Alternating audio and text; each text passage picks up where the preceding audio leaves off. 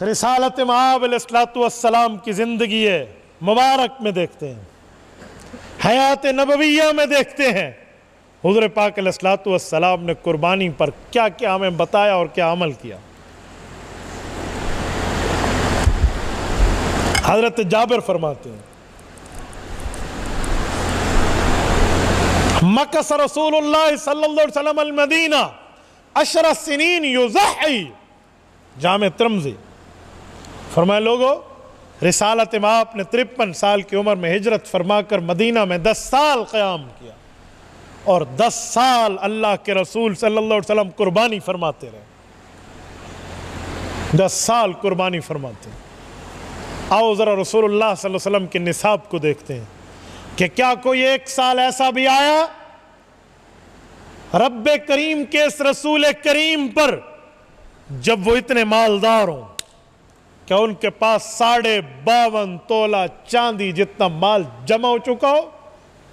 اور یہ بھی یاد رکھیں 52.5 تولہ چاندی اور 7.5 تولہ سونا، یہ آپ کی اور میرے وزن ہے۔ حضور کے زمانے میں یہ تولہ بولا نہیں ہوتا تھا، رسول اللہ کے زمانے میں درہم اور دینار ہوتے، درہم چاندی کا، دینار سونے کا۔ جس کے پاس 20 دینار ہوتے یا جس کے پاس 200 درہم ہوتے، قربانی کا حکم دے دیا جاتا۔ آج 20 دیناروں کو تولو جو سونے والے ہیں۔ میں نوٹ کے دینار کی بات نہیں کر رہا کہ آپ کرنسی آف دا کویت سمجھ لیں کہ کویت کی کرنسی، نو، وہ سونے کا دینار جو رسول اللہ کے دور میں تھے، گولڈن سپیرو کہتے ہیں عام زبان میں، وہ 20 کو آپ وزن کریں تو 7.5 تولہ سونا بنتا ہے، اور 200 درہم کی چاندی کو وزن کرے تو 52.5 تولہ بنتی ہے۔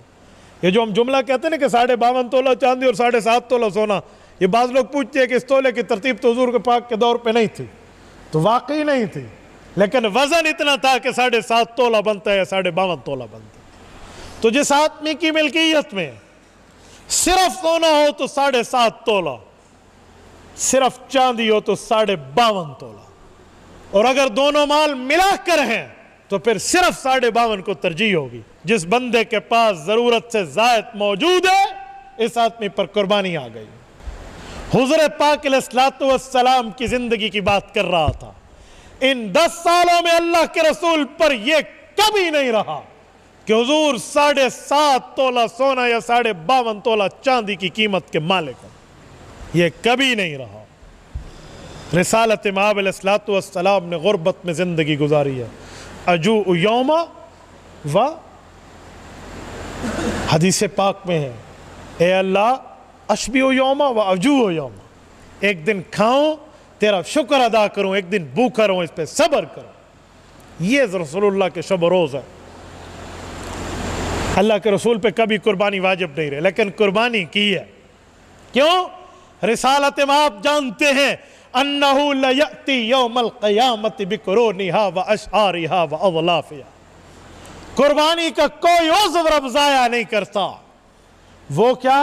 فرمایا وہ کھر جسے پھینک دیتے ہو، وہ کھال جسے کھاتے نہیں ہو، وہ سینگ جسے توڑ کے آپ کسی کھتے، کسی اس پر جا کر گندگی کے ڈھیر پر پھینک دیتے ہو، وہ بھی رب ضائع نہیں کرے گا۔ قیامت کا دن ہوگا، تمہارا قربانی کا جانور آئے گا، وہ جانور کے حصے جو تم نے کھائے وہ تو ہوں گے، اور جو تم نے پھینک دیے وہ کھر کیوں نہ ہوں، وہ سینگ کیوں نہ ہوں، وہ بال و کھال کیوں نہ ہو، وہ خون کیوں نہ ہو۔ حضرت اماں جان کی ایک اور روایت میں اللہ کے رسول نے فرمایا اِلَّا كَانَ دَمُهَا وَفَرْسُهَا وَصُوفُهَا، جو خون اس بکرے کا ایک قطرہ بھی رب ضائع ہونے نہیں دے گا۔ کیا کرے گا اللہ؟ حسنات محضرات فی میزان یوم القیامہ، ایک ایک چیز کو اللہ تعالی تمہارے نامہ اعمال میں اس کو رکھ دیں گے، نیکی بنائیں گے۔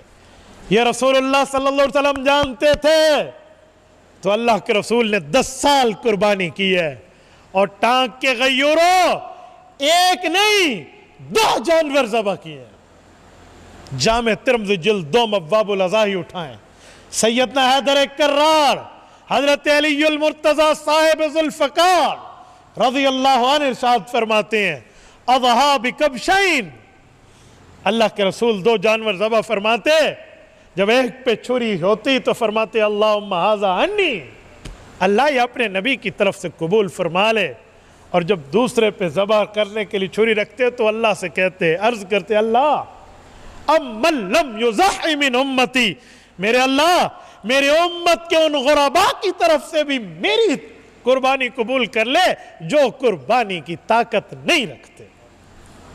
پوری حیات نبویہ میں جب قربانی کا حکم آیا اور جب اللہ کے رسول دنیا سے رخصت ہوئے، یہ یوں ہی سلسلہ چلتا رہا، اور سیدنا علی المرتضی رضی اللہ عنہ باوجود کہ خلیفہ وقت ہے، خلیفہ راشد ہے، خلیفہ اسلام ہے، ہزاروں کلومیٹر مربع میل کی زمین پر سلطنت خداداد کے رئیس ہیں حضرت علی، لیکن اپنے گھر کا حال دیکھیں تو قربانی علی المرتضی پر بھی نہیں آتی، لیکن قربانی کی ہے، اور ایسے ہی دو بکرے، ایک لیتے اپنی طرف سے اور دوسرا رسول اللہ کی طرف سے۔ سلام ہے اس خوش نصیب کے مال کو، خراج عقیدت ہے اس مسلمان کی دولت کو، جس کی دولت اپنے لیے بھی قربانی پہ استعمال ہوئی ہے اور رسول اللہ کا حصہ بھی اس میں رکھا ہے۔ اس میں یہ طریقہ آج تک مسلمانوں میں جاری اور ساری ہے۔ بھائیو، اصل مسئلہ یہ ہے کہ ہم غیرت کی بات دیکھیں، نصاب کو چھوڑیں۔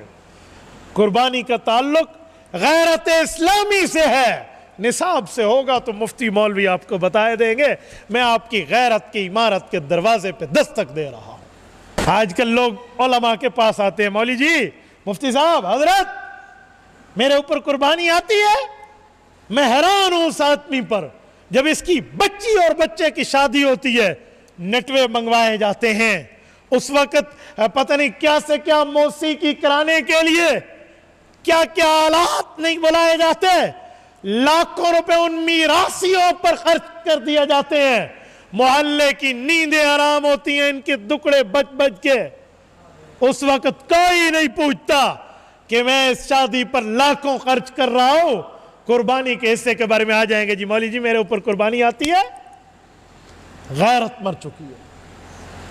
جس دور پہ نازا تھی دنیا، اب ہم وہ زمانہ بھول گئے، اوروں کو جگانا یاد رہا، خود ہوش میں آنا بھول گئے۔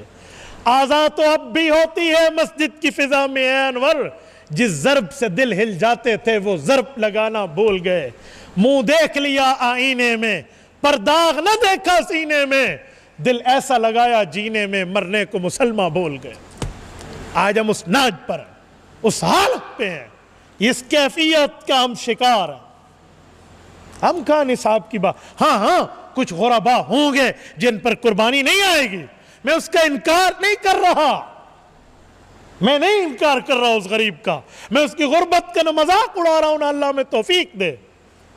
میں ایک جرنل سی بات کر رہا ہوں، ایک آپ کے سامنے معاشرے کی اس بات کو رکھ رہا ہوں جو بات ہماری رسول اللہ کے دور سے میل نہیں کھاتی۔